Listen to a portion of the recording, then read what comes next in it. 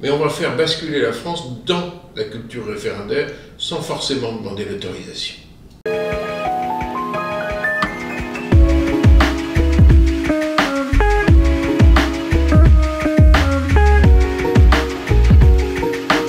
Cher Alexandre, bienvenue chez Contrepoint. Nous sommes absolument ravis de vous recevoir ici.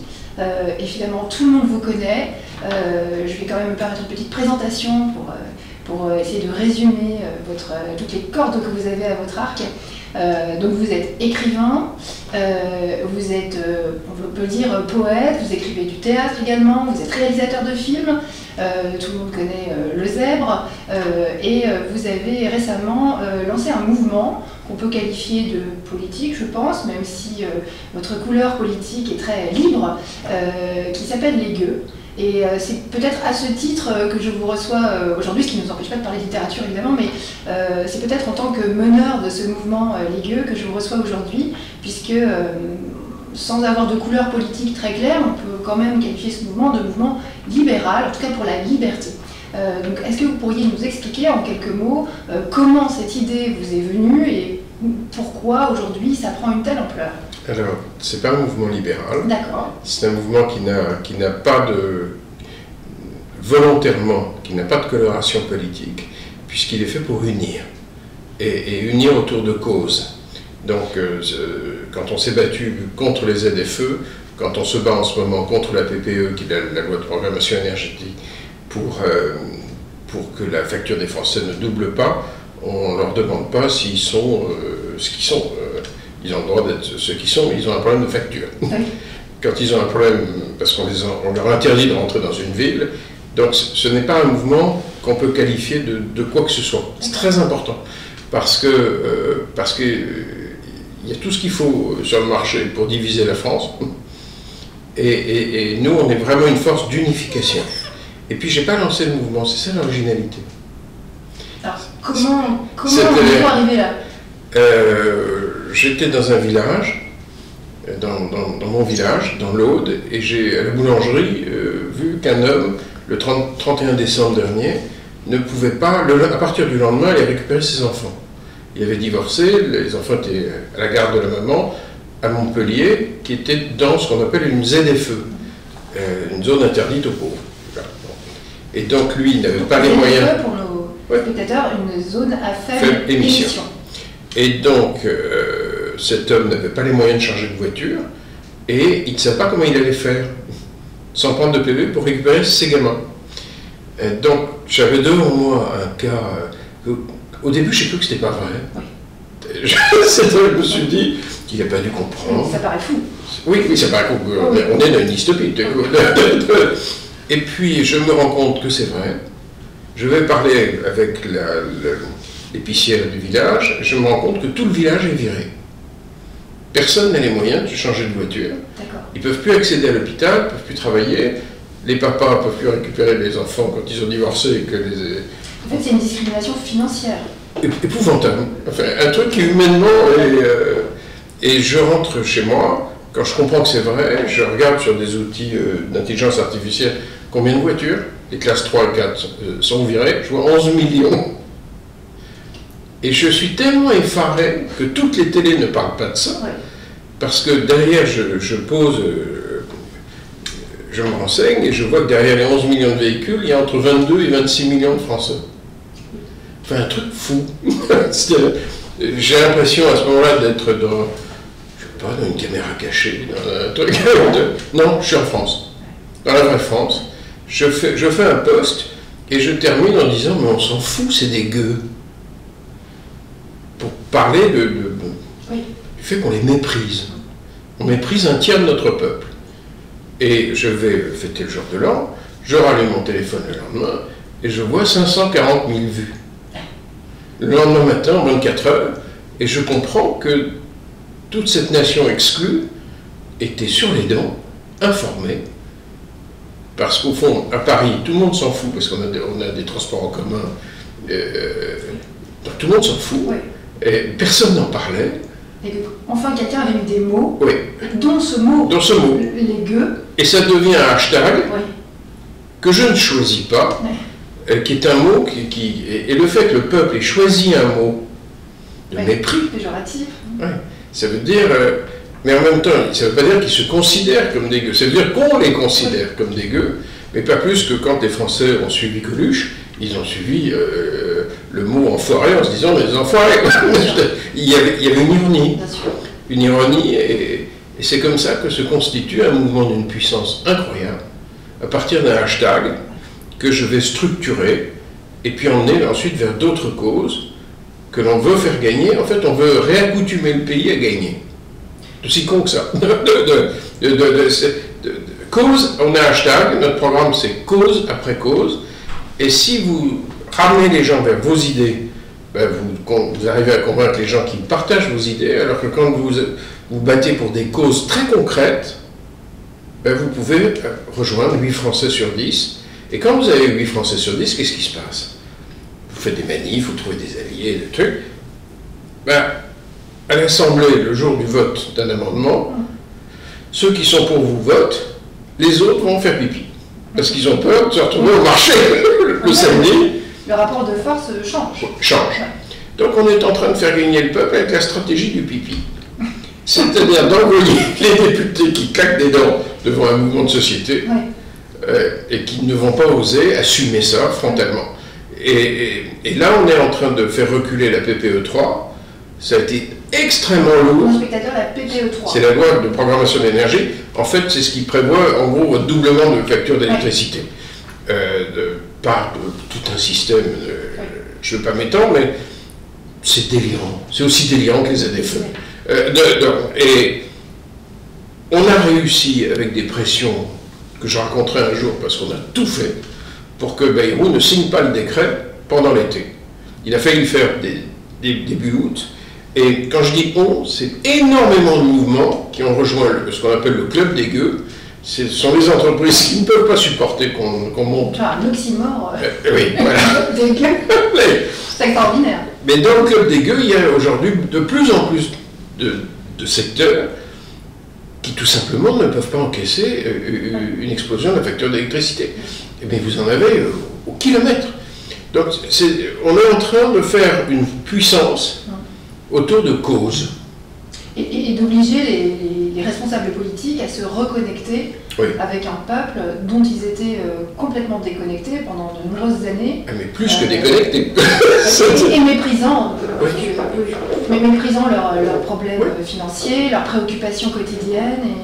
Tout ce que le peuple essaye de dire depuis des années, on est dans un système radicalement déconnecté, donc régulièrement il va y avoir une cause qui va émerger, qu'on va prendre en charge, et on va faire comme s'il y avait déjà le référendum d'initiative citoyenne. Voilà, alors pour aller un peu plus loin, puisque là vous êtes dans on va dire un mouvement de manifestation, d'expression publique qui passe par le peuple et son expression, mais l'idée c'est sans doute de modifier aussi les institutions de notre pays pour qu'elles représentent mieux la volonté populaire. Vous parlez de... Alors, je ne sais pas si vous parlez de référendum d'initiative populaire ou citoyenne, parce que je sais que le mot populaire n'est pas forcément un mot très apprécié dans... En Suisse, ils appellent ça le référendum ou l'initiative. Oui, voilà. Alors le droit d'initiative. En Suisse, c'est différent, puisque le référendum est plutôt utilisé pour critiquer des lois qui sont déjà passées. Pour les faire tomber. Voilà, parfois il est obligatoire d'ailleurs. La modification de la Constitution, il me semble que le référendum est obligatoire. Le souverain est obligé de demander l'avis du peuple. Et l'initiative, c'est, je crois, à partir de 100 000 personnes, ou 50 000, je ne sais plus, qui peuvent déposer un projet, une modification constitutionnelle également. Il y a les deux en Suisse. Donc vous plaidez pour qu'on introduise ces deux institutions dans le droit français. Il y a deux grandes différences entre ce peuple et nous. D'abord, ils ont un niveau de vie double, parce que reconnecter une société, c'est l'aider à prendre des décisions cohérentes entre le haut et le bas, c'est-à-dire refaire de l'unité nationale, refaire de la conversation nationale. Donc en termes économiques, ça marche, parce qu'on construit des décisions collectives là-bas. La deuxième grosse différence, c'est que quand on a une élection présidentielle, le peuple est viré le soir. Il a le droit d'exister tous les 5 ans, pas pendant les 5 ans, vous êtes censé ne plus penser, ne plus exister, ne plus être viré, de perdre radicalement le contrôle de votre vie, puisque tous les 5 ans, vous avez glissé un petit bout de papier. Et donc, au nom de ça... Blanc-Seing, j'ai compris. Un chèque en blanc. Alors, je ne suis pas certain que les gens qui nous écoutent sont d'accord pour l'idée de filer un chèque en blanc à qui que ce soit en 2027. Donc, on va faire monter ça. En fait, on est en train d'accoutumer la France à rentrer dans la culture référendaire. Et en la faisant gagner. De manière à ce qu'on représente une telle puissance au fur et à mesure qu'à un moment, nous allons contraindre notre système à écouter la nation qui ne voudra pas être virée en 2027. Ma question, c'est comment faire ça, parce que votre mouvement est pacifique et j'allais dire joyeux, ça fait partie de l'identité, oui, l'identité du mouvement des gueux. Oui, mais aussi pas de violence, pas de pression. Ça exprime aussi des colères. Dans le club des gueux, vous avez les coordinations rurales. Quand vous leur expliquez qu'ils ont le droit d'accepter des contraintes qui ne seront pas observées par les produits qu'on va importer, ils ne sont pas extrêmement de bonne humeur. Mais parce que là, on touche à un truc fou, quoi. Si on veut entièrement détruire tous nos secteurs, il faut y aller. Mais ma question est la difficulté de faire changer des institutions sans faire la révolution. Parce que la révolution implique forcément une forme de violence. Sans frapper qui que ce soit. Voilà, sans taper les gens, sans casser des choses, sans aller jusqu'à frapper les gens. On sait bien que les mouvements, on va dire révolutionnaires en France, sont toujours, au moins, se retournent toujours contre les biens. On finit toujours par casser les vitrines des Champs-Élysées, par empêcher les trains de rouler. Et au bout d'un moment, ce sont les extrémistes fous furieux qui finissent par occuper le pavé. Voilà, et donc comment concrètement on arrivait à mettre assez de pression sur nos responsables politiques qui ont finalement tous les pouvoirs, en tout cas de très grands pouvoirs, pour qu'ils soient obligés de modifier les institutions, de modifier la Constitution, puisque un référendum, ça s'inscrit dans une Constitution, la possibilité référendaire et l'initiative populaire s'inscrivent dans une Constitution. Comment obliger ces gens qui n'ont pas intérêt, puisqu'ils voient qu'ils ont le pouvoir, comme vous le dites, ils ont 5 ans, ils ont 5 ans devant eux pour faire absolument tout, n'importe quoi. Et nous infliger ce qu'ils veulent. Oui, sans doute, j'allais dire, au départ, sont-ils de bonne volonté. Enfin, on ne peut pas tous les soupçonner de vouloir absolument nous faire vivre l'enfer, mais enfin, au final, c'est quand même ça qui se passe depuis des décennies. Donc comment mettre suffisamment la pression sur ces gens-là pour que nos institutions soient modifiées sans faire la révolution, sans tout casser? En 2 temps. Là, on est encore dans la première période. On va faire gagner le peuple de manière à être de plus en plus populaire. Donc, il y aura, en gros, pendant les 2 ans à venir, vous aurez d'un côté des partis qui vont essayer de faire gagner leur champion, et puis nous, on va faire gagner le peuple. À votre avis, le crédit moral sera où? Ah, ça c'est sûr qu'il sera du côté du peuple. Il va être dans le fait de s'occuper tout simplement des gens, sans promettre rien d'autre que la cause. Et puis dans une phase 2, il va y avoir une très grosse accélération de notre mouvement. Je n'explique pas encore comment, ça va être une grosse surprise, on est en train de le construire, mais on va faire basculer la France dans la culture référendaire sans forcément demander l'autorisation. D'accord. Quel suspense. Parce que à un moment, la culture référendaire, ça part du souverain. Donc le souverain n'a pas à demander l'autorisation pour s'exprimer. Il est le souverain. Donc c'est aussi ça qu'on va structurer. Donc c'est faire basculer la souveraineté de là où elle se situe aujourd'hui, c'est-à-dire, on va dire, dans la présidence de la République et ses avatars, et pour ça, jusqu'au peuple. Quand vous avez un système complètement hors sol, complètement déconnecté, où vous avez un président qui a 15% de popularité, qui nomme, qu'il n'y a plus personne d'autre à nommer que son dernier fidèle, pour essayer de faire un petit arrangement entre partis, en gagnant du temps, à un moment, on voit bien qu'on est dans une situation où, dans le dessin animé, le loup tourne, il est déjà dans le vide, il a dépassé, il n'y a plus rien en dessous. Oui, parce que 15%, c'est vide. Donc, on en est là, il y a encore une espèce d'apparence, le loup est en train de il n'est pas tombé encore. Il n'est pas encore tombé, mais il tourne dans le vide. Oui. Donc, il va falloir remettre, pour régler une crise politique, il vaut mieux intégrer le peuple. Ce que je dis est tellement banal que il va falloir remettre le peuple. Et donc, d'une manière ou d'une autre, la culture référendaire, les grands référendums vont nous aider à restructurer cette nation. Parce qu'il est hors de question de régler une crise politique sans le peuple. C'est farfelu. Je sais que vous n'avez pas de relation avec cette personne. J'ai vu que Philippe de Villiers avait lancé une pétition pour organiser un référendum sur l'immigration. Oui. Est-ce que ce genre de choses a une chance d'aboutir véritablement à un référendum? Alors, ça n'a aucune chance d'aboutir si c'est partisan. Oui, c'est le cas pour le coup. Oui. En revanche, si nous unissons tous ceux qui veulent que le peuple, dont lui, qui veulent que le peuple puisse parler, tout simplement, mais surtout pas sur un sujet, parce que le peuple de gauche a aussi des demandes. Donc, être démocrate, c'est organiser l'expression générale, et c'est ce que les gueux vont faire. D'accord. On ne peut pas congédier entièrement une nation. C'est bizarre. C'est ce que font les responsables politiques aujourd'hui, oui, mais sans qu'il y ait véritablement de conséquences contre eux. Pour l'instant. Ouais. Mais ce qu'on est en train de structurer me semble plus raisonnable, pas violent, plus démocrate et plus puissant. Est-ce qu'il y a quand même des hommes politiques, sans forcément citer des noms, mais des hommes politiques ou on va dire des structures politiques, un niveau politique sur lequel vous pouvez vous appuyer pour relayer cette idée de démocratie populaire, de retrouvailles avec le peuple?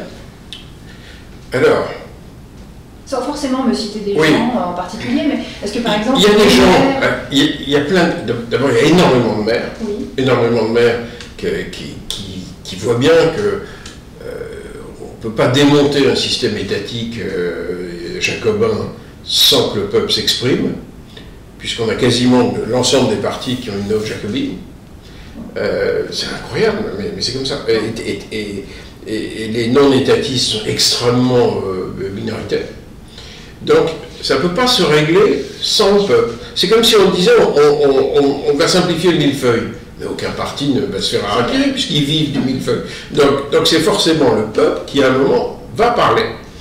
Alors, il y a des gens, en général, dans l'Association des maires de France, il y a beaucoup de monde, parce qu'ils sont beaucoup plus lucides, tous. Ils gèrent les gens. On dit en Suisse, ils sont à portée de claque. Oui, ils sont à portée de claque. Donc il y a une plus grande conscience. Mais plus vous avez une classe politique qui résonne autour de ce mot barbare, la subsidiarité que personne ne comprend, qui consiste à laisser faire les gens, là où ils sont, et au niveau où ils sont. La subsidiarité ascendante, puisque l'Europe nous parle régulièrement de subsidiarité, qu'elle considère elle comme descendante. Donc c'est encore une forme de décentralisation. C'est le haut qui vous conseille. Donc personne n'ignore que la bureaucratie française marche extrêmement bien avec la bureaucratie européenne, dans un effet de miroir assez terrifiant, et que tout ça va être remis en question par le citoyen. D'accord. Parce qu'il ne s'y retrouve plus, parce que c'est délirant, parce que le prix de l'électricité, le système européen de fixation coûte tellement cher que c'est du racket des vieilles dames, et on m'a appris qu'il ne fallait pas attaquer les vieilles dames noires. Donc on va sortir de toutes ces folies très tranquillement, en unissant cette société, et cause après cause, et puis à un moment, il va y avoir, vous allez voir, cette accélération, on ne va pas du tout demander l'autorisation. Et aujourd'hui, la technologie permet certaines choses qu'on ne pouvait pas faire hier.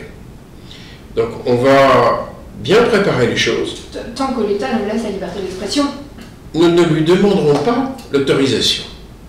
Il y a quand même des lois qui sont passées récemment qui la modèrent. La blockchain est quelque chose de très compliqué à contrôler. Ouais, techniquement. Donc le vent qui pousse vers la démocratie va souffler. Et quels que soient les censeurs, les conseils constitutionnels, les conseils d'État, les machins, à un moment, il y a un réveil profond du peuple. Alors, ça s'exprime parfois de manière violente, mais en fait, ce sont des versions différentes, mais elles sont fragmentaires. À un moment, il faut les mettre toutes dans un même processus.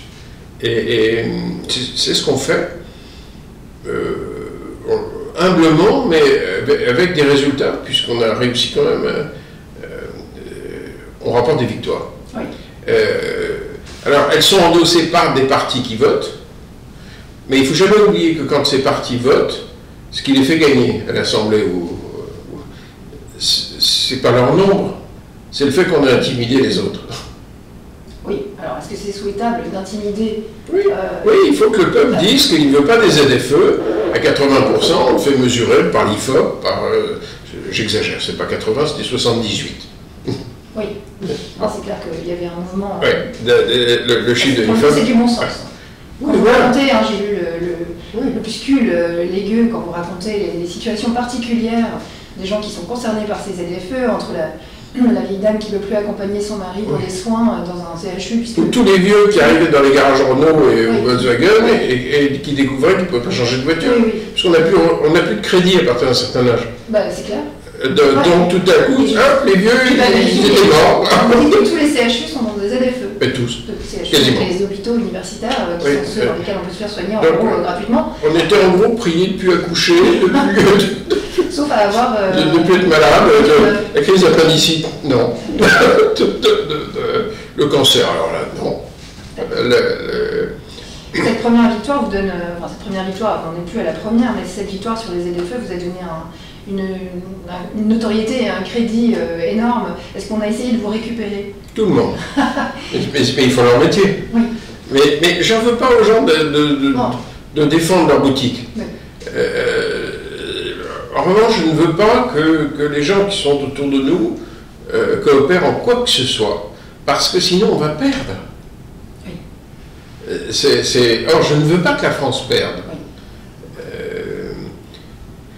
Alors, est-ce que ça passera par des engagements partisans à un moment?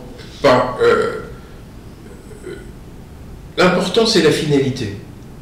La finalité, c'est la reconnexion. De faire rentrer dans la discussion politique et dans la nation, dans la participation pacifique un nombre de gens aussi qui sont aujourd'hui dans la violence, puisque il y a ceux qui se taisent, qui n'avaient pas de porte-parole, et il y a ceux qui ne se taisent pas, et qui non seulement ne se taisent pas, mais cassent quand ils veulent se faire entendre, dans des mouvements qu'on qualifie volontiers, gentiment, de désobéissance civile, mais qui en réalité sont violents, et qui tapent sur...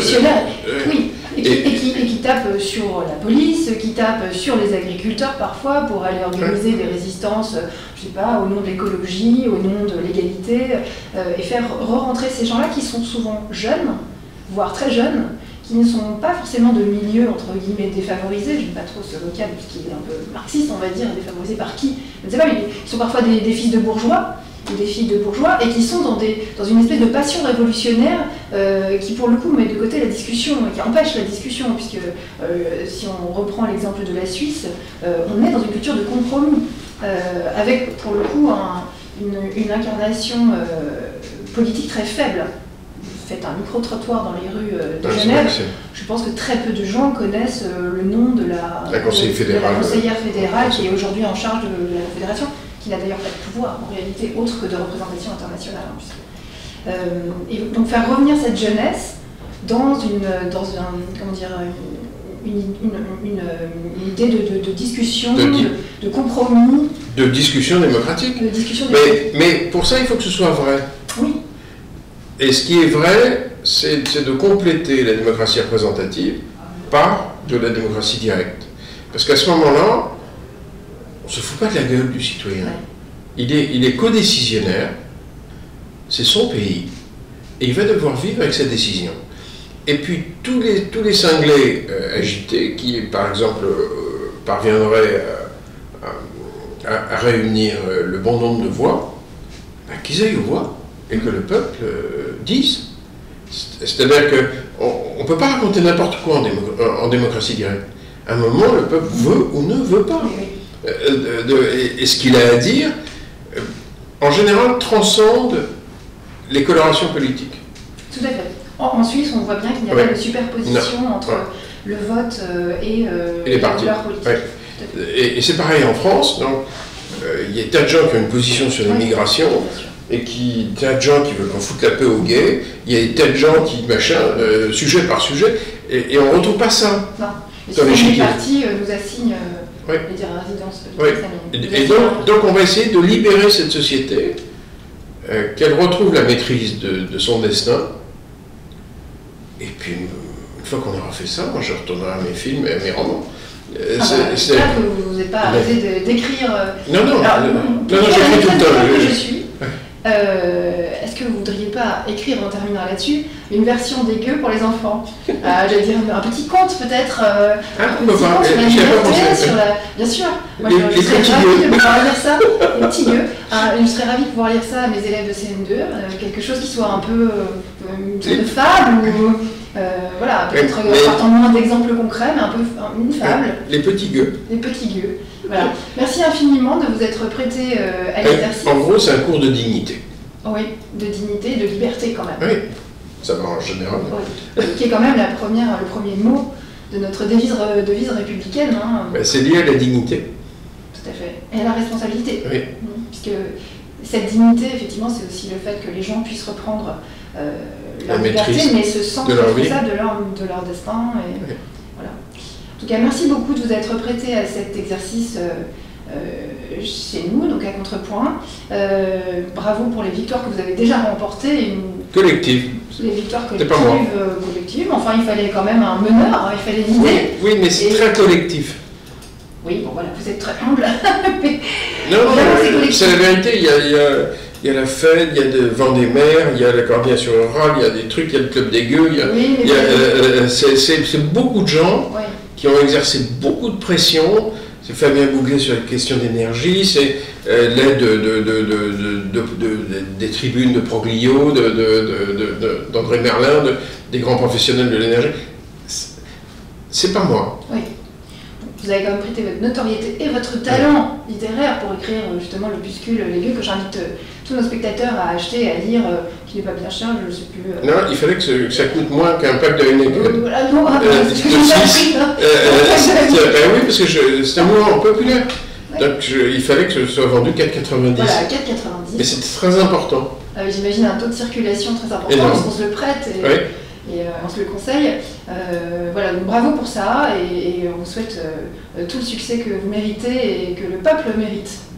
Merci beaucoup, Alexandre.